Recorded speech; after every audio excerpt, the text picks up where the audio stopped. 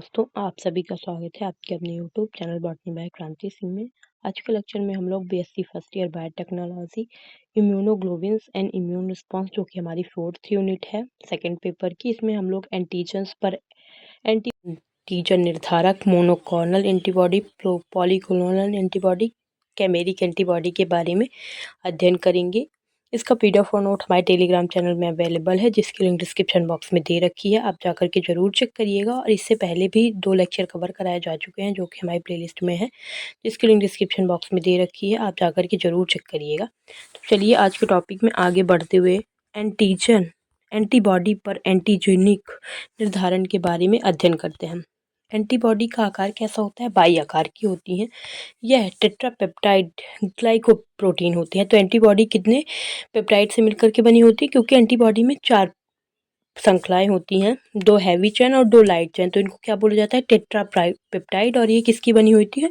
Glycoprotein की बनी होती है। और सभी श्रृंखलाएं डाइसल्फाइड बॉन्ड में आपस में जुड़ी हुई होती है। हम लोगों ने एंटीबॉडी का जब अध्ययन किया तो उसमें बताया था कि इसमें क्या पाए जाते हैं? 4 श्रृंखलाएं पाई जाती हैं, 2 हैवी चेन और 2 लाइट चेन।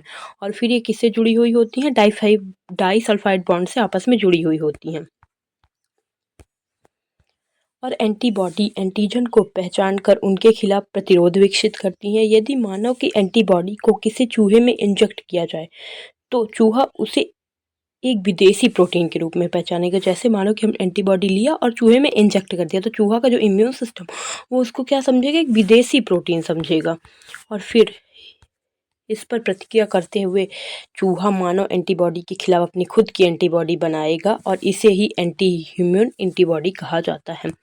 तो इसके प्रकार कितने होते हैं? पूरी एंटीबॉडी खुद इम्यूनोजेनिक नहीं होती है, लेकिन इसमें कुछ विशेष स्थान होते हैं जिन्हें एंटीजन निर्धारक क्षेत्र कहा जाता है। क्योंकि जितने भी एंटीबॉडी की संरचना होती है वो पूरी इम्यूनोजेनिक नहीं होते, पूरा एंटीजन से क्रिया नहीं करती, केवल कुछ विशेष क्षेत्र होते हैं जो क्रिया करते हैं। जैसे एंटीजन्स में भी केवल जो एपिटोप्स पाए जाते हैं वो क्रिया करते थे। इन निर्धारक के आधार पर एंटीबॉडीज 3 प्रकार में विभाजित की गई हैं। सबसे पहला आइसोटाइप, एलोटाइप और आइडियोटाइप। सबसे पहले आइसोटाइप के बारे में अध्ययन करते हैं। प्रत्येक एंटीबॉडी में केवल एक प्रकार की भारी श्रृंखला होती है। इसमें केवल एक प्रकार की भारी श्रृंखला होती है, जो निम्न में से कोई एक हो सकती है। तो गामा या फिर अल्फा या फिर म्यू या फिर एपिसिलोन या फिर डेल्टा, इनमें से कुछ एक हो सकता है। और हल्की चैन जो होती है वो भी एक प्रकार की होती है, या तो कप्पा हो सकती है या फिर वो लैम्डा हो सकती है। हैवी चैन एवं लाइट चैन के कंस्ट्रक्शन रीजन में संरचनात्मक अंतर होता है। जो हैवी चैन और लाइट चैन का कंस्ट्रक्शन रीजन होता है वहाँ पर थोड़ा सा चेंज होता है, जो कि आईजी की कक्षा और उपवर्ग निर्धारित करता है। इन संरचनात्मक अंतर को आइसोटाइप निर्धारक या आइसोटाइप्स कहा जाता है। तो इसमें देखते हैं हम लोग, ये क्या बोला जाता है? कांस्टेंट रीजन बोला जाता है। तो आप इसमें देखेंगे कि इसमें क्या होता है, थोड़ा सा अंतर हो जाता है। जैसे ये वाला क्या है, ये इसमें ये अलग टाइप्स का है, ये इसमें अलग टाइप का, ये बस ये जो है ये थोड़ा थोड़ा चेंज हो जाता है। तो यही आइसोटाइपिक क्षेत्र कहा जाता है। फिर एंटी आइसोटाइपिक एंटीबॉडी का निर्माण कैसा होता है? तो एक ही प्रजाति के सभी सदस्य समान आइसोटाइप्स जीन के वाहन करते हैं। जब किसी एक प्रजाति की एंटीबॉडी को दूसरे प्रजाति में इंजेक्ट किया जाता है तो उसका आइसोटाइप निर्धारक विदेशी माना जाता है। परिणाम स्वरूप दूसरी प्रजाति एंटी आइसोटाइपिक एंटीबॉडी बनाएगी। फिर हमारा आ जाता है सेकेंड, एलोटाइप्स। एक ही प्रजाति के सभी सदस्य समान आइसोटाइप जीन को वाहन करते हैं, लेकिन कुछ जीनों के लिए विभिन्न एलेलोपिक रूप मौजूद होते हैं। ये एलेलोपिक अंतर सूक्ष्म अमीनो एसिड के परिवर्तन के कारण उत्पन्न होते हैं। जीन के अलग अलग एलेलोपिक रूप में कॉन्सेंट्रेट रीजन में हल्का अंतर हो सकता है। मे बी मतलब ये जो है ये ज़्यादा महत्वपूर्ण नहीं है, फिर भी आप एक बार देख लीजिएगा, इसलिए मैं भी इसको ज़्यादा डीपली आप लोग को समझा नहीं रही हूँ। बस एक बार पढ़ लीजिएगा नॉर्मली अपने की सेफ स्तर के लिए, कि मान लीजिए आ ही जाए तो पढ़ लीजिएगा, पर इतना ज़्यादा इंपॉर्टेंट है नहीं ये मोस्टली। यही कुछ यहाँ पे ही परिवर्तन होता है। फिर ये इसका एंटीबॉडी गठन कहता होता है। एलोटाइप निर्धारण के लिए एंटीबॉडी का उत्पादन तभी होता है जब एक प्रजाति के एक सदस्य की एंटीबॉडी उसी प्रजाति की दूसरी। फिर आ जाता है आइडियोटाइप्स कैसा होता है? तो एंटीबॉडी के VH heavy chain variable region और वीएल लाइट चैन वेरिएबल मिलकर एंटीजन बाइंडिंग साइट का निर्माण करते हैं। ये बाइंडिंग साइट एंटीजन के खिलाफ एक विशेष संरचना बनाती है जो एंटीजन को पहचानती है। चूंकि प्रत्येक एंटीजन अलग अलग होती है, इसलिए प्रत्येक एंटीबॉडी के वीएच और वीएल क्षेत्र अमीनो एसिड की संरचना रखते हैं। तो यही हो जाते हैं अपन के वीएन, ये जो हैवी वाली चैन हो गई और ये लाइट वाली चैन हो गई, ये दोनों मिलकर के क्या बनाएंगे? यहाँ पर बनाते हैं एंटीजन बाइंडिंग साइट। तो ये इसमें अलग पा रही है, इसमें अलग पाई जा रही है। फिर ये जो मोस्ट इम्पॉर्टेंट चीज़ है, इसको आप लोग ज़रूर याद रखिएगा, ये मोनोक्लोनल एंटीबॉडी, पॉलीक्लोनल एंटीबॉडी और एक और है कैमेरिक एंटीबॉडी। इसको ज़रूर आप लोग अच्छे से पढ़ लीजिएगा, मैं भी इसको अच्छे से समझाऊंगी। तो ये जो मैब मोनोक्लोनल एंटीबॉडी है, ये लैब में तैयार की गई विशेष प्रकार की एंटीबॉडी होती है। जैसे और एंटीबॉडी क्या थी कि हमारे शरीर में बना इम्यून सिस्टम द्वारा बनाई जाती थी, लेकिन ये मोनोक्लोनल एंटीबॉडी जो होती है वो कहाँ बनाई जाती है, लैब में बनाई जाती है, जो शरीर के इम्यून सिस्टम की तरह कार्य करती है। ये भी इम्यून सिस्टम की तरह ही कार्य करती है, एंटीजन को पहचान कर उन्हें मारने का कार्य करती है। और इसके खोजकर्ता कौन है, तो ये जॉर्ज कुलाहर और सीजर मिलस्टीन ने किया था 1975 में इसकी खोज। और इसका उत्पादन कैसे किया जाता है, तो सबसे पहले क्या किया जाता है, एंटीजेंस का सिलेक्शन किया जाता है, बाहरी पदार्थ का सिलेक्शन किया जाता है। तो किसी विशेष रोगजनक या कोशिका की पहचान की जाती है। फिर क्या किया जा सकता है, वी सेल इम्यूनाइजेशंस में एंटीजन को चूहे या अन्य जानवर में एंटीजन, जैसे मान लो ये एंटीजन हो गया, कोई सूक्ष्म जीव है, ये एंटीजन हो गया, फिर इसको किस में इंजेक्ट किया जाएगा, मान लो चूहा हो गया या कोई अन्य जीव हो गया, तो इसमें फिर ये इंजेक्ट कर दिया जाता है, ठीक है।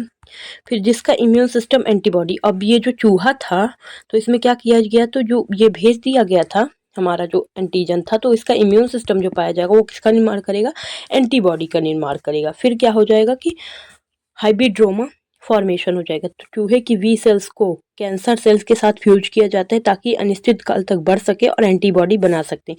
और संबंधित कोशिकाओं का चयन, केवल वे कोशिकाएं ली जाती हैं जो बंधित एंटीजन के खिलाफ एंटीबॉडी बना रही हैं। ये प्रोसेस होती है पूरी। और इसका पैमाना फिर क्या किया जाता है, बड़े पैमाने पर उत्पादन, तो चयनित हाइड्रोबोमा कोशिकाओं को लैब में बड़े पैमाने पर संबंधित तैयार किया जाता है और एंटीबॉडी का उत्पादन किया जाता है। फिर शुद्धिकरण और परीक्षण, तो बनाई गई एंटीबॉडी को शुद्ध किया जाता है और उसकी प्रभावशीलता तथा सुरक्षा की जांच भी की जाती है कि वास्तव में कार्य कर रही है या नहीं। फिर इसका उपयोग कहाँ होता है, तो कैंसर के इलाज में होता है, वायरल संक्रमण होता है, प्रतिरक्षा प्रणाली को नियंत्रित करने में होता है।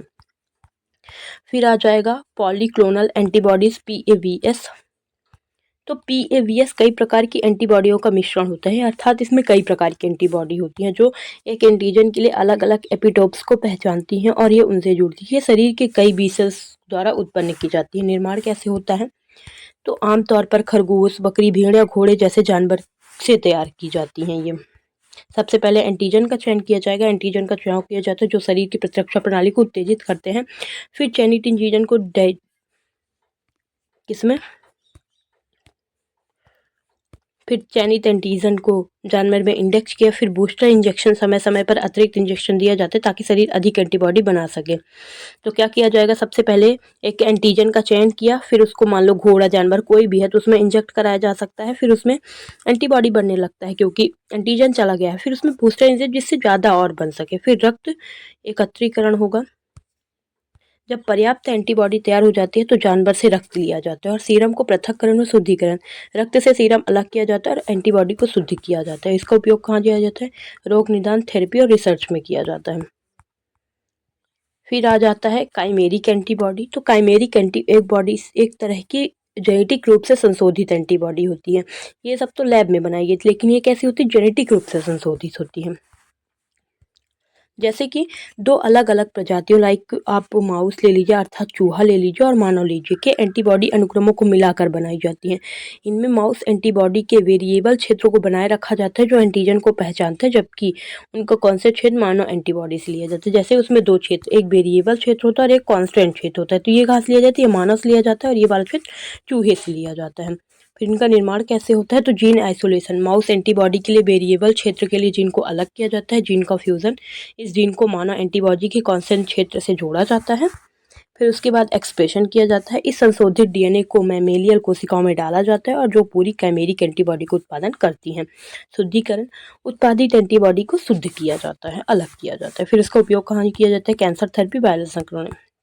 इस नोट्स को बस आप एक बार पढ़ लीजिएगा, आपको सारी चीज़ें आसानी से समझ में आएंगी। और इसमें मोस्ट इंपॉर्टेंट है पॉलीक्लोनल, मोनोक्लोनल और काइमेरिक एंटीबॉडी है। तो वीडियो पसंद है तो वीडियो को लाइक करें, चैनल को सब्सक्राइब करें। Thank you for watching, please like से सब्सक्राइब।